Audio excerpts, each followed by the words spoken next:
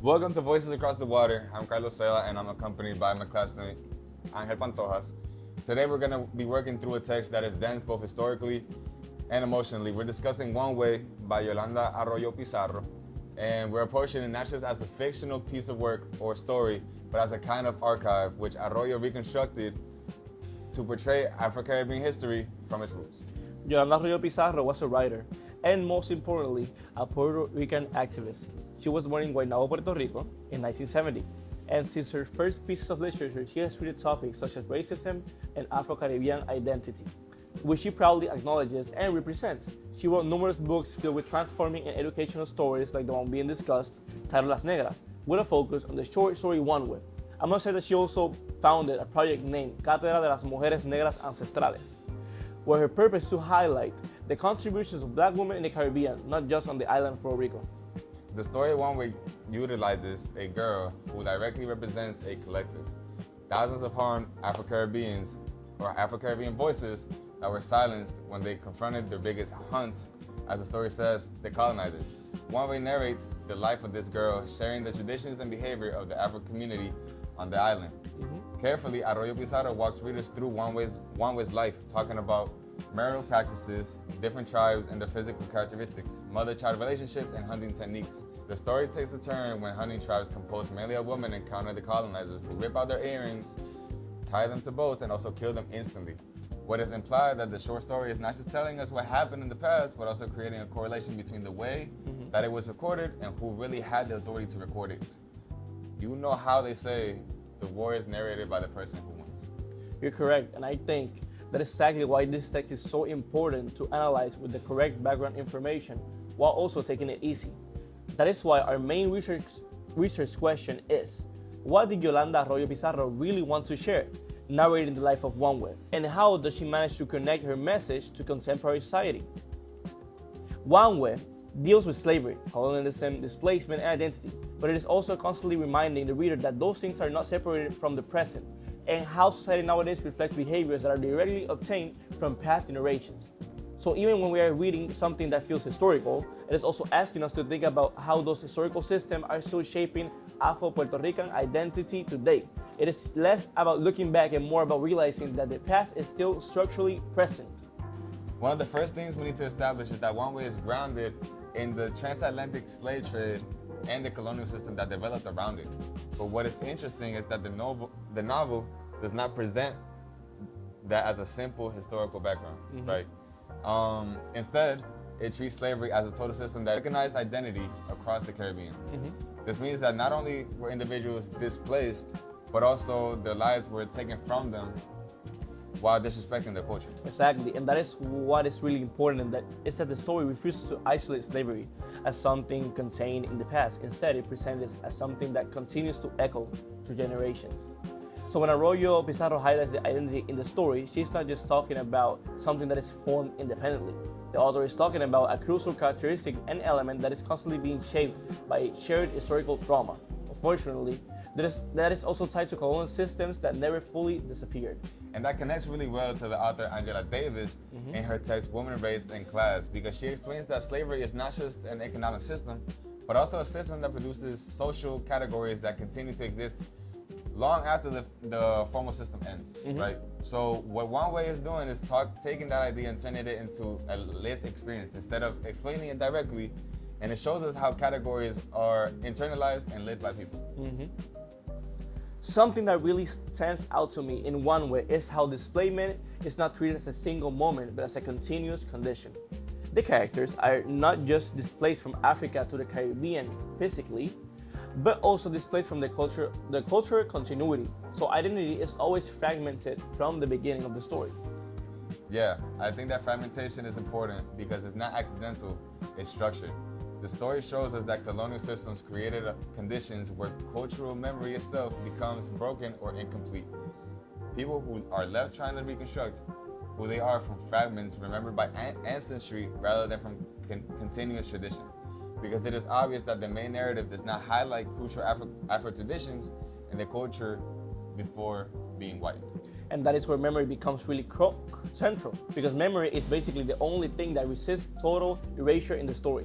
Even when language is disrupted and records are missing, People still carry fragments of songs, stories, spiritual practices, or even emotional impressions that connect them to something larger than their immediate situation. So memory becomes a form of cultural survival rather than just recollection of negative events. Also, by language disruption, we can also tie to a part of the story where the warning whistle cannot be heard by Wanwe, highlighting the initial silencing of their voices.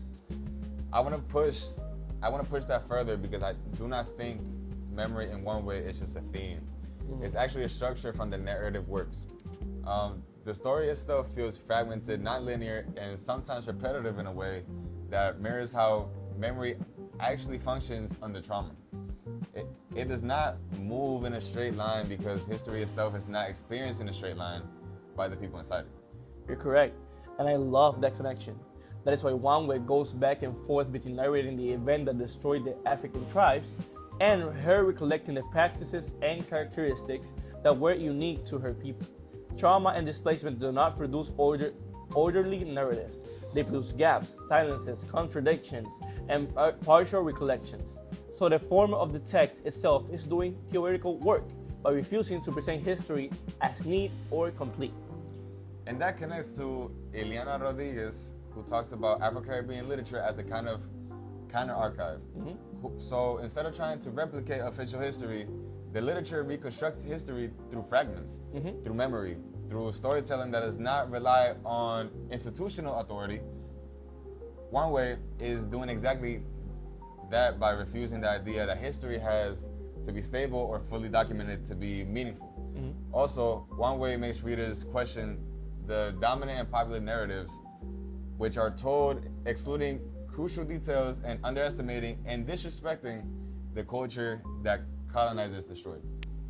We also need to talk about the ocean in the story, because I think symbolically it is doing a lot of work in the text. It is not just a setting or a background, it is almost like a medium through which history moves. There is a reason why Wanwe highlights the distance between her home tribe and the shore, as well as the color of the water. The story mentions the neighbors from the Eastern Empire have already tied her up and are transporting her to the shore, a shore Wanwe has only seen twice before. The journey from her home to the sea takes 7 days. This is in page 19 of Las Negras. And also, Wanwe notices that the ocean's white foam sometimes turns red. That is in page 10. The sea turns violent in the little girl's mind, but the villain is really the man the tribe is facing. Yeah, because on one level, the ocean represents violence. It is the space of the middle passage in forced migration, death, and separation.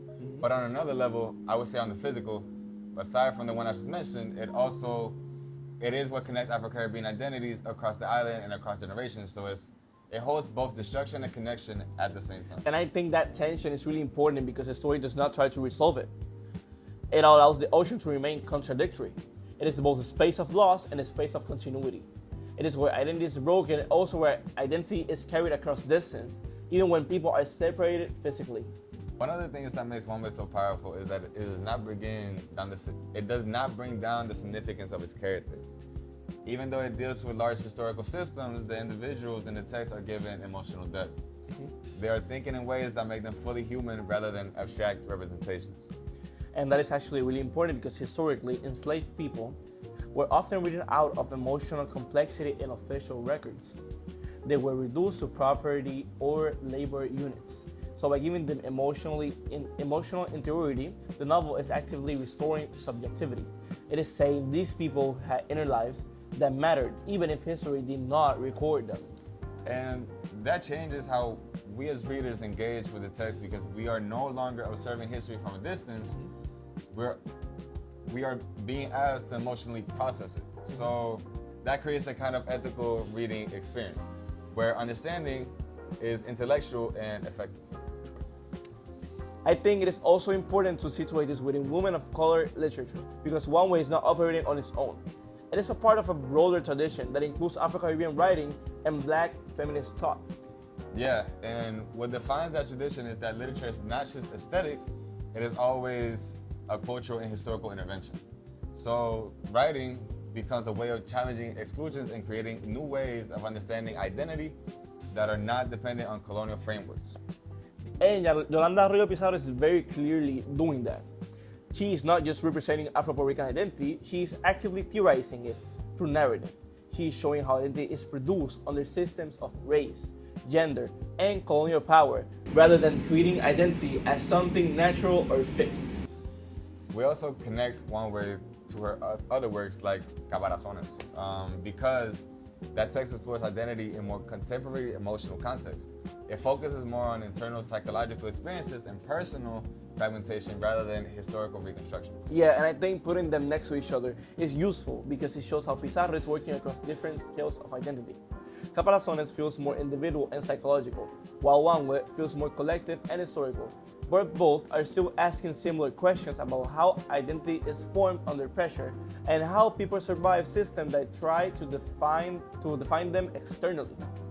One of the most essential parts of Wanwe is representing itself because Afro-Puerto Ricans' identity has often been simplified in national narratives. So what the story does is reposition Afro-descendants' identity as central in every narrative. And that shift actually changes how we understand Puerto Rican identity. It forces the understanding that Puerto Rican culture is not homogeneous, but historically layered with African, indigenous, and European influences that all exist together, even if some have been historically erased or minimized. Even though this is historical fiction, it presents conditions, issues of racial inequality, and it still exists in the modern day. So the novel is not just about remembering history, it's about understanding how that history continues to build the present. And I think that is why memory is so important. It is about accountability. It forces us to ask what has been remembered, what has been erased, and why, along with who benefits from those decisions. For me, the biggest takeaway is that literature like this is historical reconstruction. It expands understanding on cultural works at the same time. Yeah, and it also shows that identity is not something given, it is something continuously shaped by history and power structure. Wanwe makes that visible in a way both emotional and analytical. Yolanda Arroyo Pizarro ultimately utilizes Wanwe to effectively reconstruct Afro-Caribbean history through memory, narrative, and cultural resistance. And it challenges colonial silence by centering Afro-Puerto Rican identity as historically and culturally essential. It shows that literature is a form of preservation and reconstruction. And that memory itself is a form of resistance. Thank you for listening to Voices Across the Water. The text analyzed is clearly crucial and important to the studies of the University of Puerto Rico, of Rio Piedras campus. Students efficiently discussed the text that is highlighted to the title of the course and connected it to contemporary society growing unsatisfied with the dominant narrative, like the ones presented in the history books, that silences incorrectly educates individuals about the voices of the people that make up culture, combined with their backgrounds and stories, cultural characteristics. We hope this helped you engage further with Wanwe and the broad field of women in color literature. Thank you for your attention. We hope this podcast encourages you to educate yourself and go beyond narratives that get all the attention. Until next time. Goodbye.